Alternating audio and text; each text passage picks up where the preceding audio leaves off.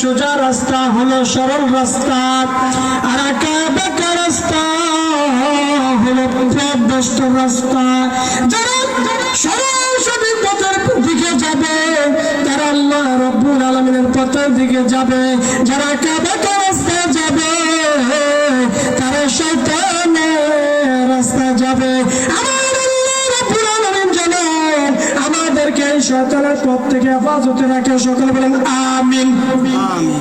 এই জন্য আল্লাহ রাব্বুল আলামিনের দরবারে যে জীবনকালটা কিভাবে অতিবাহিত করতে হবে ওই দিনের কথা স্মরণ করে আমরা আল্লাহ রাব্বুল আলামিনের দরবারে আজ থেকে পানা চাইবো, আজ থেকে তওবা করব, আজ থেকে ইবাদত শুরু করে দিব। 5 ওয়াক্ত নামাজ আল্লাহ রাব্বুল আলামিনের ঘরে তাকবীরে উলার সাথে আদায় করব, কথা ঠিক কিনা? ফজর নামাজ হইলে মানুষ কি করে, কি সুন্দর করে ঘুমায়, নাক ডাক্কা, কথা ঠিক কিনা? আর কিছু মানুষ আছে মুরব্বীরা এসে এসে নামাজ পড়ে, তারা কিভাবে কত কষ্ট করে রুজু করে। আল্লাহ রাব্বুল আলামিন যেন তাদেরকে নেই আমল কবুল করে, সকলে বলেন আমিন। তুমি ফজর করে কাজা এমন তো হইতে পারে জোহরে জানাজা, কথা ঠিক কিনা? কেমন করে ঘুমাও তুমি ফজর করে কাজা,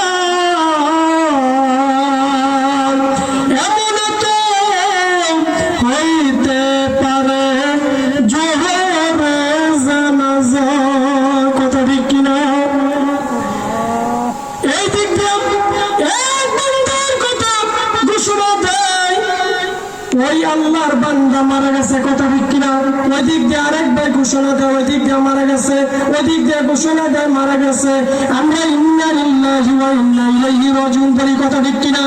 কিন্তু নিজে কোন দিন মারা যাব ওই দিকে তো আমরা খেয়াল করি না, নিজে কোন দিন কাঠের উপরে শুইব ওই দিনের কথা আমরা খেয়াল করি না, কথা ঠিক কিনা? আমরা ওই খাটে শুইতে হবে। এজন্য আল্লাহ রাব্বুল আলামিন হাসর ময়দানে 5টি প্রশ্নের ভিতরে একটি প্রশ্ন হলো জীবনকালটা কিভাবে অতিবাহিত করা। 2 নম্বর হলো আমার আল্লাহ রাব্বুল আলামিন তার বান্দাদেরকে হাসরের ময়দানে 2 নম্বর প্রশ্ন করবে, ওয়া শাবাবিহি ফিমা আবিলাহু, ওই যুবকদেরকে হাসরের ময়দানে জিজ্ঞাসা করবে তোমরা কিভাবে তোমাদের যৌবনকালটা বিনাশ করে দিলা। কিন্তু যুবকদের সম্পর্কে প্রশংসাও করতে হবে, যুবকদের সম্পর্কে নিন্দাও করতে হবে, কেননা কিছু কিছু যুবকের কারণে এই বাংলাদেশের জমিনটা নয় সারা পৃথিবীর জমিনটা ধ্বংসের পথে, কথা ঠিক কিনা? আর কিছু কিছু যুবকের কারণে বাংলাদেশ থেকে শুরু করে সারা পৃথিবীর জমিন আমাদের উপকার, দিনের উপকার, কোরআনের উপকার, মজলিসের উপকার, এই মাহফিলটা আজকে সকল মুরব্বীরা করছে ঠিকই, আবার যুবক আছে, কথা ঠিক কিনা? করছে কিনা? আজকে যুবকরাও কষ্ট করতেছে। এই জন্য আল্লাহর নবী হাদিস শরীফে বলে দিয়েছেন আরশে আজিমের নিচে 7 ব্যক্তি আরশের নিচে ছায়া পাবে, তার মধ্যে এক ব্যক্তি হলো ওয়াশাবুন নাশাআ ফি ইবাদাতিল্লাহ, ওই যুবক আমার আল্লাহ রাব্বুল আলামিনের ইবাদতে মশগুল থাকে, ওই যুবককে আমার আল্লাহ রাব্বুল আলামিন আরশে আজিমের নিচে ছায়া দিবে। দুনিয়ার দুনিয়ার জমিনে যখন চৈত্র মাস আসে কথা ঠিক কিনা, দুনিয়ার জমিনে যখন জ্যৈষ্ঠ মাস আসে আমরা কিন্তু রৌদ্র সহ্য করতে পারি না, বলে ভাই ছাতাটা আনো আমার মাথায় দাও, তারপরও গরম সহ্য করতে পারি না, গাছের নিচে ছায়া দেয় কথা ঠিক কিনা। কিন্তু আরশে আজিমের নিচে ওই 7 ব্যক্তি ছাড়া আর কেউ ছায়া পাবে না। ওই 7 ব্যক্তির মধ্যে হতে এক ব্যক্তি হলো যুবক, তারা আমার আল্লাহ রাব্বুল আলামিনের ইবাদতের কাজে মশগুল থাকে। জোরে বলেন আল্লাহু আকবার। কিন্তু আমরাই যুবকরাই গাঁজা খাই, মদ খাই, চুরি করি, বদমাশি করি কথা ঠিক কিনা, ডাকাতি করি, আমরা কিন্তু মার সাথে বেয়াদবি করি, আমরাই বাবাদের সাথে বেয়াদবি করি, আমরা কামাই রোজগার করে টাকাটাকে মিথ্যা কথা বলি যে বাবা আজকে টাকা 200 টাকা কামাই করছি, কিন্তু ওই সন্তান 1000 টাকা কামাই করছে, বিদেশ গিয়ে বলে বাবা আমি তো কামাই পাই না, কামাই ভালো না, চাকরি ভালো না, মালিকের সাথে আমার সম্পর্ক ভালো না, কিন্তু স্ত্রীকে গোপন ভাবে 1 লক্ষ টাকা স্ত্রীর অ্যাকাউন্টে পাঠিয়ে দেয় কথা ঠিক কিনা। এমন নাফরমান বান্দা, এমন নাফরমান যুবক আছে কিনা কথা ঠিক কিনা।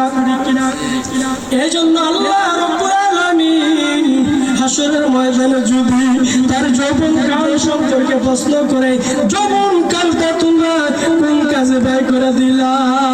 অনেক মানুষ বলে রাত্রে 12টা বাজে কল দেয়, আই লাভ ইউ মাই জান কথা ঠিক কিনা। আমি তোমার গুণগান করি সবসময়, কই তোমার শান কথা ঠিক কিনা। কিন্তু তুমি রাত্রে না ঘুমাইয়া তোমার জীবনটাকে, তোমার আরামটাকে তুমি নষ্ট করে দিলা, তোমার মোবাইলের টাকা ব্যয় করলা, তুমি কিন্তু গুনার কাজ করতেছ কথা ঠিক কিনা। কিন্তু আল্লাহ রাব্বুল আলামিনের দরবারে জবাব দিতে হবে। এখন যদি আমি বলি এখানে মসজিদ হয়েছে, এখানে হুজরা খেলা হয়েছে, এখানে আল্লাহর ওলি আসবে, এখানে আল্লাহর ওলামারা আসবে এবং এসেছে, এই জায়গাটা হলো জান্নাতের জায়গা। চলো রে ভাই, মার নামে, বাবার নামে, স্ত্রীর নামে, সন্তানের নামে, দাদার নামে, আত্মীয় স্বজনের নামে আমি গাঁজা খাবো না, ওই পথে টাকা ব্যয় করবো না, আমি আল্লাহর ঘরে হুজরার জন্য টাকা দিয়ে দিব। এই কথা বললে কি করো জানেন? মাথাটা নোয়াইয়া ফসলাকে দুসলে দিয়া বলবো হুজুর একটু ফসলাপ ধরছে কথা ঠিক কিনা। ওদিকে ফসলাপ ধরে নাই, মিথ্যা কথা বলছে, ওর টাকা দেওয়ার ভয়। আবার অনেকে কি করে লেখে 20,000 টাকা, পরে দেখি ওই ঘরে 1 নম্বর ফাঁকা। ফাঁকা মানে টাকা দেয় না, সবার কাছে নাম করছে সলিমুদ্দুরে 20,000, কলিমুদ্দুরে 30,000, মোট 50,000। মানুষে বলে এই মসজিদের এই হুজুরের টাকা কোনো প্রয়োজন নাই, 50,000 টাকা পাইয়ে নিছে। আসলে ভাই 50,000 টাকা কিন্তু পরে দেয় নাই, উনি একজন ফালতু কথা ঠিক কিনা। এই জন্য 3 নম্বর হলো ওয়ামালিহি মিন আইন ইকতাসাবাহু ওয়া ফীমা আনফাকাহু। আমার আল্লাহ রাব্বুল আলামিন হাদিস শরীফে আল্লাহর নবী বলেন, আল্লাহ রাব্বুল আলামিন হাসরের ময়দানে বলবেন তুমি কিভাবে টাকা পয়সা উপার্জন করলা এবং কিভাবে টাকা পয়সা ব্যয় করলা। টাকা পয়সা উপার্জন করার কিছু মাধ্যম আছে। অনেক মানুষের চুরিটারে হাতে নিয়ে গাড়িটার সামনে দাঁড়াইয়া কি বলে হুজুর এখন তো আপনি প্রোগ্রাম করে আইছেন, 10,000 টাকা নিয়ে আইছেন, টাকাটা দিয়ে যান। উনি ভয় করে না, উনি একজন আলেম, উনি কোরআনের দাওয়াত দিয়েছে, হাদিসের দাওয়াত দিয়েছে, তার টাকাটা আবার নেওয়ার কোনো প্রয়োজন নাই। উনি ডাকাইতের মতো টাকাটা নিয়ে নেয় কথা ঠিক কিনা। এই টাকাটা কি হারাম না হারাম? বলেন কি হারাম? হারামের নাই আরাম। আর যারা হারাম খায়, হারাম খাইয়া নিজের শরীরের রক্ত, মাংস, গোশত সবকিছু হারামে পরিণত হয়ে যায়। ইয়া মাতআমু হারামুন ওয়া মাশরুবু হারামুন ওয়া মালবাসুহু হারামুন ওয়া গুযিয়া বিল হারাম ফাআন্না ইউস্তাজাবু লিযালিক। আবার আল্লাহ রাব্বুল আলামিনের দরবারে ইয়া রাব্বি বলে যদি দোয়া করে, হে রব্বুল আলামিন ইয়া মাতআমু হারামুন, দোয়া কবুল হবে না কেন? তার খাদ্য হারাম, ওয়া মাশরুবু হারামুন, তার পানি হারাম, তার জীবিকা হারাম, তার কাপড় চোপড় হারাম, সবকিছু হারাম হয়। তাহলে আমার আল্লাহ আলামিনের দরবারে তার দোয়া কবুল হবে না। অনেকে বলে হুজুর দোয়া করেন, আমল করি, কেন দোয়া কবুল হয় না? কেন হয় না? তুমি নিজের চিন্তাটা নিজে করে দেখো। তোমার ঘরের ভিতরে যেই তুমি জমিনটা জুড়াইলা, যে ঘরটা বানাইলা, যেই খাবারটা খাইলা, তোমার স্ত্রীকে মোটা বানাইলা, তুমি স্বাস্থ্যবান হইলা, নিজেকে জোর দেখাও, অন্যকে খুশি দিয়ে খুশি হও। কথা ঠিক কিনা? সবকিছু হারাম হারাম হারাম। ওই হারাম যদি কামাই করে আমার আল্লাহ রাব্বুল আলামিনের দরবারে দোয়া কবুল হবে না। এবং আরো কামাইয়ের অনেক পদ্ধতি আছে। কথা ঠিক কিনা? ঠিক কিনা? ঠিক কিনা?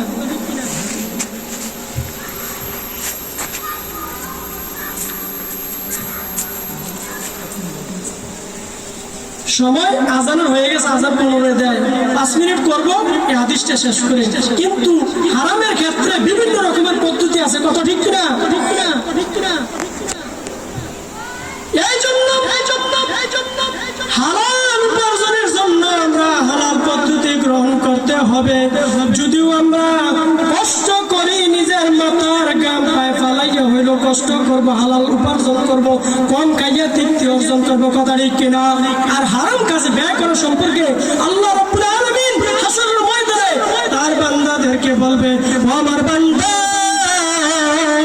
আজকে বলো তুমি কিভাবে টাকা পয়সা ব্যয় করলা? ফি সাবিলিল্লাহ হিসাবে ব্যয় করলা, নাকি তুমি আজকে মমতাজের গান শুনে ব্যয় করছো? এখন যদি বলে ফাউই মাঠে, এখন যদি বলে মাদারপুরের মাঠে, এখন যদি বলে চান্দিনার মাঠে খেলা হইতেছে, ভাই 500 টাকা দিয়ে আমরা টিমের খেলা, টুর্নামেন্টের খেলা দিছি, 500 টাকা দাও। কথা ঠিক কিনা? ওই সময় বলবে মাত্র 500 চাইলা, তার কাছে 1000 করে 1000 দিত। কিন্তু আল্লাহর ঘরে যদি 10 টাকা চাওয়া হয়, ওই সময় কি করে কত কুসুর মুসুর করে। কথা ঠিক কিনা? তারপরেও শেষে যদি দিতেই চায়, টাকাটা বাহির করার পরে ওই টাকাটা, কোন টাকাটা নতুন আর কোন টাকাটা পুরান, কোন টাকাটা সিরা টাকাটা বাচ্চা দেয়। কথা ঠিক কিনা? ঠিক কিনা? ঠিক কিনা? এই জন্য টাকা পয়সা আমরা খারাপ কাজে ব্যয় না করে, গাঁজা খাইলে টাকা ব্যয় হয়, মদ খাইলে টাকা ব্যয় হয়, আমরা খারাপ কাজ জেনা করলে টাকা ব্যয় হয়, আমরা খারাপ কাজ করলে টাকা ব্যয় হয়। আমরা আল্লাহ রাব্বুল আলামিনের দরবারে যদি মসজিদে, মাদ্রাসায়, খানকায়, হুজরায়, মাহফিলে, আলেমদের পিছনে টাকা ব্যয় করি, আমাদেরকে আল্লাহ রাব্বুল আলামিন রহমত দিবে। প্রত্যেক মসজিদে, প্রত্যেক মহল্লায় আলেমদেরকে টাকা দিতে কি প্রণতা করে। যখন মেরাজ আসে, যখন বরাত আসে, যখন কদর আসে, কি করে আলেমকে 10 টাকা করে দেয়। 10 টাকা কইরা মিলাদের টাকা তুইলা দেখে শেষে 200 টাকা 250 টাকা হয়। একটা আলেমকে মাত্র 200 টাকার মূল্য নেই। কথা ঠিক কিনা? 200 টাকার মূল্য নয়। একটা আলেমকে 2000 টাকা দিলে কি আপনাদের ফুরায় নাকি? আলেমদেরকে 3000 টাকা দেয়, 5000 টাকা বেতন দেয়, স্যালারি দেয়। আর অন্যান্য কাজে 20,000 টাকা দেয়, তাদের কষ্ট লাগে না। আলেমদেরকে 50 টাকার জায়গায় যদি আপনি দর্শকে যদি 20 টাকা বাড়িয়ে দেন, একটা আলেম 10,000 জায়গায় 15,000 টাকা পায়। কথা ঠিক কিনা? আপনার সন্তানদেরকে আপনারা দৈনিক 100 টাকা করে খাওয়ান, কিন্তু আলেমদেরকে দিলে কোনো কষ্ট হয়? এখানেও ব্যয় করবেন। আল্লাহর ঘরে ব্যয় করলে, সব জায়গায় ব্যয় করলে আমার আল্লাহ রাব্বুল আলামিন খুশি হইয়া তাকে হাসরের ময়দানে তার এই কঠিন মুসিবতে তাকে নাজাতের ব্যবস্থা করে দিবে। কথা ঠিক কিনা? এবং 5 নম্বর হলো তুমি কি অনুযায়ী আমল করছো। ফিমা আলিমা, তোমার জ্ঞান অনুযায়ী, আমল অনুযায়ী তুমি কি কি আমল করলা। আমাদের কি আল্লাহ জ্ঞান দেয় নাই? কোরআনের জ্ঞান দিয়েছে, হাদিসের জ্ঞান দিয়েছে, দ্বীনের জ্ঞান দিয়েছে, শরীয়তের জ্ঞান দিয়েছে। যারা আলেম ওলামা তারা দাওয়াত দেয়, আপনারা শুনতেছেন। আপনারা এখন শুনলেন আল্লাহ রাব্বুল আলামিনের দরবারে নিয়ামত সম্পর্কে জিজ্ঞাসা করবে, 5টি প্রশ্ন সম্পর্কে জিজ্ঞাসা করবে। আর 5টি প্রশ্ন কি কি? এর মধ্যে 5টিও প্রয়োজন হয় না। একটাও যদি ধরে নেই যে আমরা জীবনটাকে ভালো কাজে পরিচালনা করবো, এর মধ্যে আর আমাদের কোনো কিছু হয় না।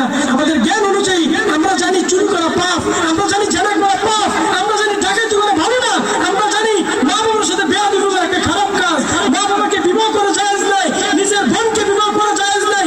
এভাবে জ্ঞান আল্লাহ রাব্বুল আলামিন দিয়েছে। কিন্তু এটাকে ব্যতিক্রম করে যদি আমরা আমল করি, তাহলে আমাদের এই আমলটা আল্লাহর দরবারে কঠিন হয়ে দাঁড়াবে কিনা, এই নিয়ামত সম্পর্কে আল্লাহ রাব্বুল শুকরিয়া জানাই আল্লাহ, শুকরিয়া জানাই তোমার নিয়ামত পাইয়া, শুকরিয়া জানাই। শুকরিয়া জানাইতে হবে কিনা?